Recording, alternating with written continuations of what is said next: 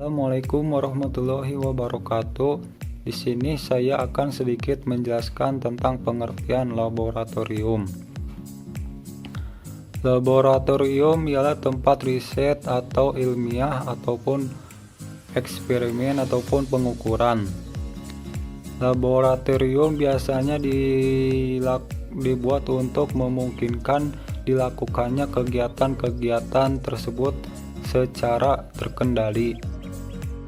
Laboratorium juga diartikan sebagai suatu tempat untuk mengadakan percobaan-percobaan, penyelidikan-penyelidikan, dan sebagainya yang berhubungan dengan ilmu fisika, kimia, biologi, ataupun bidang ilmu lainnya yang berhubungan dengan ketiga bidang ilmu tersebut.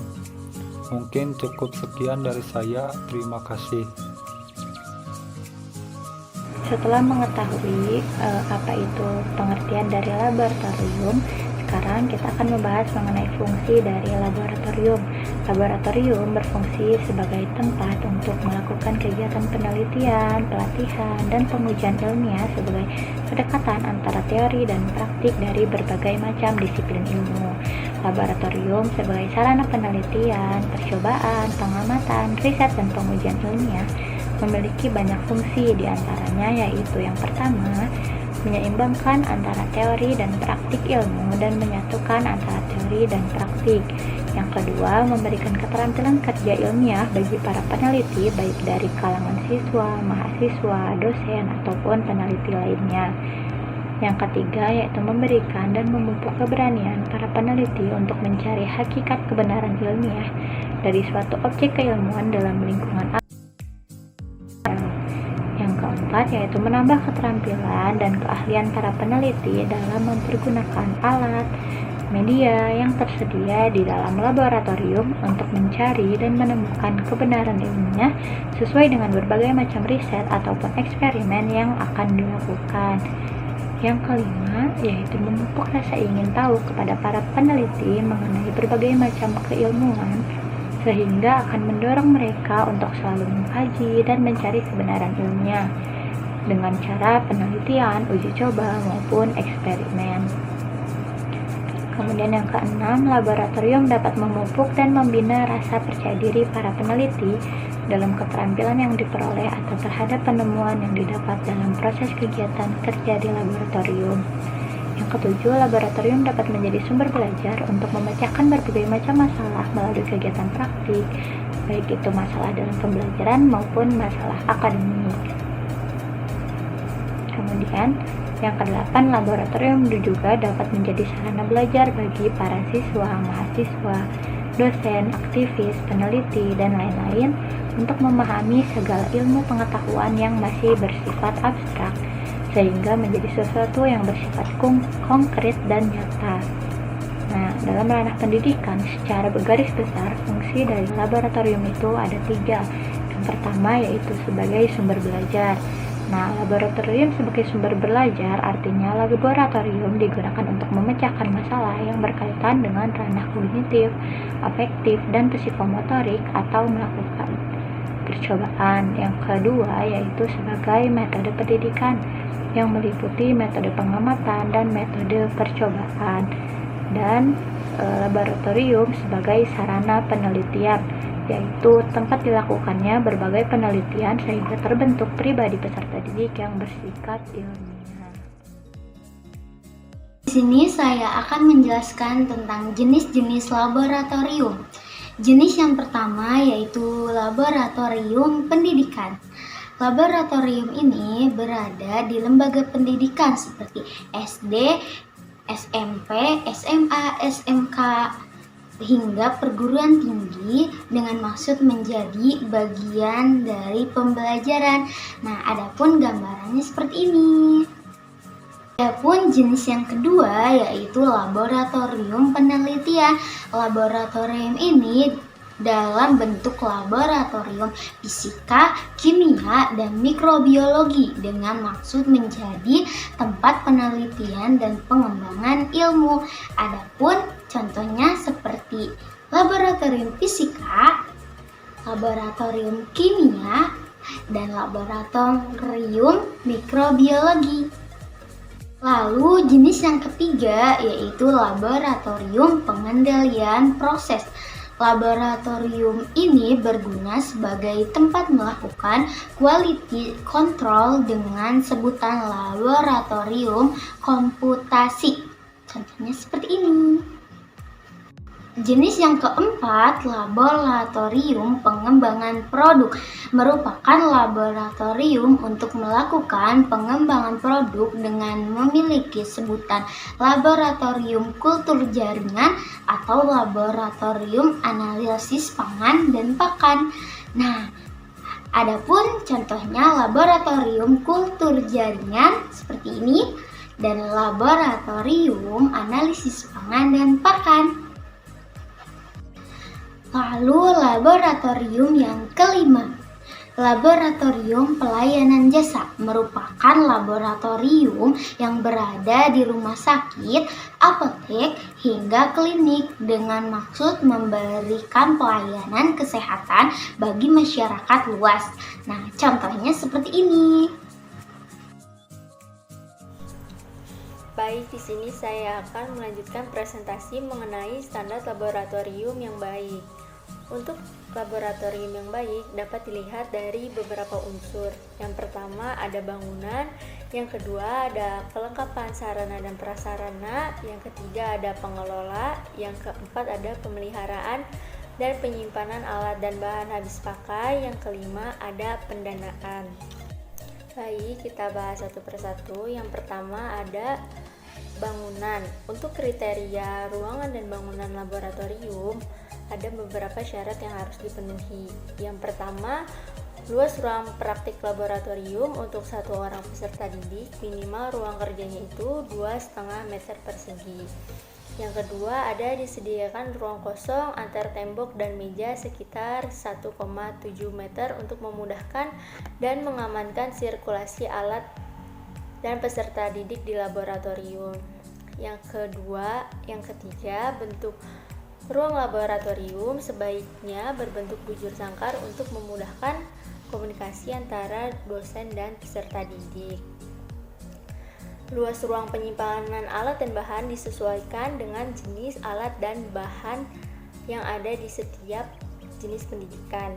Fasilitas ruangan juga harus disesuaikan dengan kebutuhan teknis masing-masing laboratorium.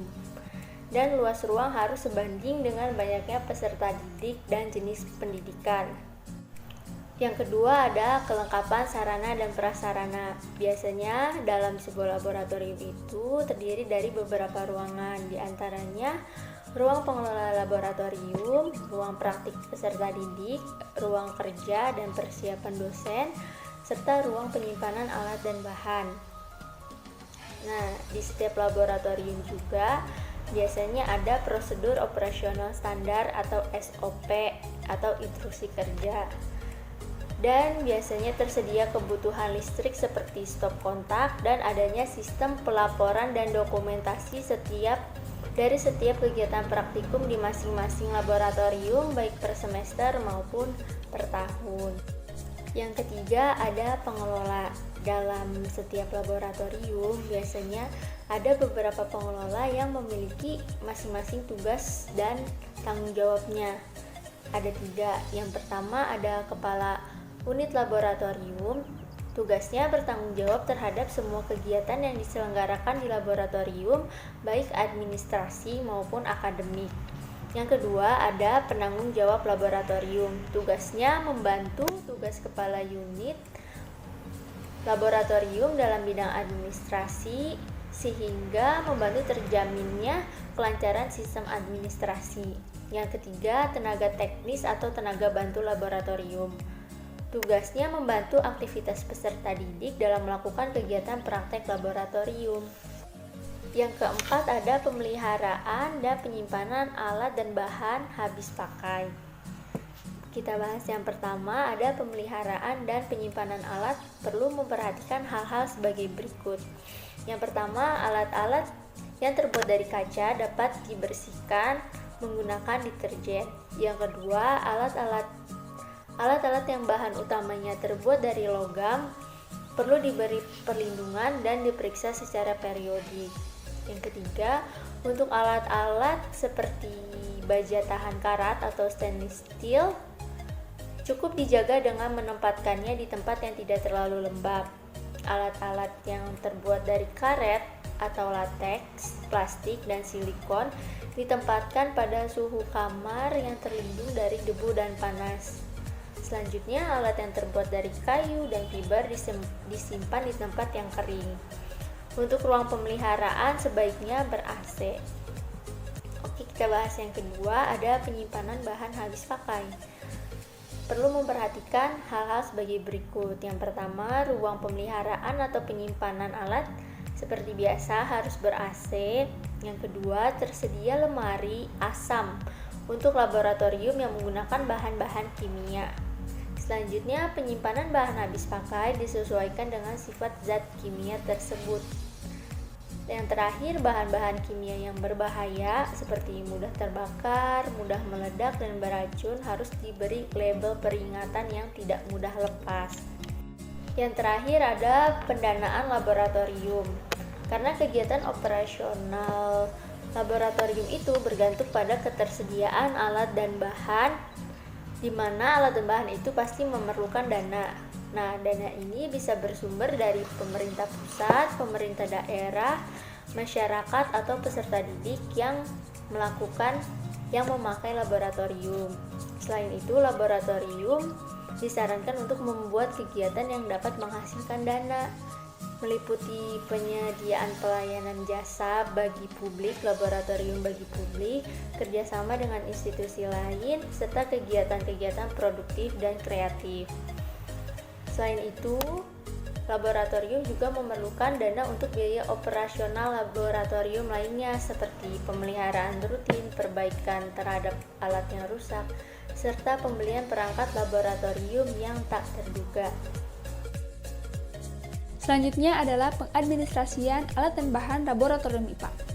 Suatu laboratorium dikatakan baik apabila pengelolanya pun baik. Nah, salah satu cara untuk pengelolaannya itu adalah dengan pengadministrasian alat dan bahan laboratorium IPA.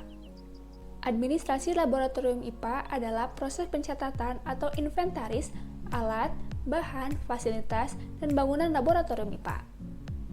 Terdapat beberapa jenis pengadministrasian alat dan bahan laboratorium IPA. Yang pertama adalah pengadministrasian bangunan laboratorium. Pengadministrasian ini mencakup nama laboratorium, luas laboratorium, jenis ruangan laboratorium, dan lain sebagainya. Nah, pendataan ruang laboratorium ini dapat ditulis dalam kartu format A. Seperti gambar yang ada di samping adalah kartu format A. Dalam kartu tersebut harus juga meliputi tanda tangan kepala sekolah, ketua lab, dan kepala lab. Yang kedua adalah pengadministrasian fasilitas umum laboratorium. Pengadministrasian ini mencakup fasilitas yang ada di laboratorium. Contohnya adalah meja, lemari, rak penyimpanan, kipas, meja praktek, dan lain sebagainya. Untuk pengadministrasian yang kedua ini terdapat 4 format kartu, yaitu format B1, B2, B3, dan B4. Nah, untuk format kartu B1 yaitu untuk penulisan barang yang hanya satu jenis saja. Kemudian, untuk format kartu B2 yaitu untuk pencatatan seluruh barang yang ada. Kemudian untuk kartu format B3 yaitu untuk penerimaan dan pengeluaran barang. Yang terakhir adalah format kartu B4 yaitu untuk pengusulan, perbaikan atau penambahan barang yang ada di laboratorium. Kemudian yang ketiga adalah pengadministrasian alat laboratorium, yaitu alat-alat yang digunakan untuk praktikum. Nah, untuk kartu yang digunakan dalam pendataan ini adalah format kartu C1. Format C1 ini mencakup nama alat, merek, kode alat, kemudian pabrik, dan juga ketersediaan alat yang ada di laboratorium. Untuk pengadministrasian yang terakhir adalah pengadministrasian zat atau bahan di laboratorium IPA. Nah, untuk format kartu yang digunakan adalah format kartu D1 dan D2. Bisa dilihat pada gambar. Dalam format D1 itu digunakan untuk pengadministrasian atau pendataan zat yang hanya satu jenis. Sedangkan untuk format kartu D2 yaitu untuk pendataan zat yang ada di laboratorium secara keseluruhan. Yang selanjutnya itu kita akan membahas tentang keselamatan dan keamanan di laboratorium. Untuk keselamatan, ada beberapa aturan yang harus kita ikuti. Yang pertama, kita dianjurkan untuk meminum susu sebelum dan sesudah memasuki ruangan lab. Hal tersebut dilakukan agar kita dapat menetralisir sebuah zat yang telah memasuki ke tubuh kita. Yang kedua, menggunakan perlengkapan seperti jas lab, masker, sarung tangan, dan yang lainnya untuk melindungi bagian tubuh kita. Kemudian yang ketiga, selalu berhati-hati ketika menggunakan alat yang memiliki bahan dasar kaca. Kita harus berhati-hati agar barang tersebut atau benda tersebut tidak pecah. Kemudian yang keempat, ketika ingin mengambil bahan kimia atau zat kimia, kita dianjurkan atau diharuskan untuk menggunakan alat bantu seperti pinset, pipet, sendok, dan yang lainnya. Jadi ketika mengambil bahan atau zat kimia tersebut, kita tidak boleh menggunakan tangan kosong. Yang selanjutnya, hindari menghirup atau mencium zat kimia secara langsung.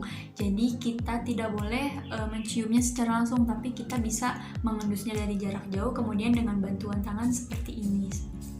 Kemudian yang selanjutnya, persiapan perlengkapan atau bantuan alat P3K sebagai respon pertama atau pertolongan pertama jika terjadi kecelakaan kerja di dalam laboratorium. Kemudian yang selanjutnya, jauhkan wajah ketika kita sedang memanaskan zat kimia. Jadi ketika kita memanaskan zat kimia, itu wajah itu tidak boleh berdekatan dengan apa yang sedang kita panaskan, tetapi harus berjauhan. Kemudian yang terakhir, selalu mencuci tangan jika sudah selesai bekerja di laboratorium. Yang selanjutnya mengenai keamanan. Nah, untuk keamanan juga di sini ada beberapa peraturan yang harus kita ikuti, seperti orang yang tidak memiliki kepentingan dilarang memasuki laboratorium. Jadi orang yang ada di dalam laboratorium itu hanya orang-orang yang memiliki kepentingan. Kemudian selanjutnya, jangan melakukan eksperimen sebelum kita mengetahui informasi mengenai apa yang akan kita lakukan. Misalnya, kita harus mengetahui terlebih dahulu zat kimia itu ada apa aja, alat-alat yang akan kita gunakan itu apa saja, terus bagaimana cara penggunaannya, itu kita harus mengetahui terlebih dahulu.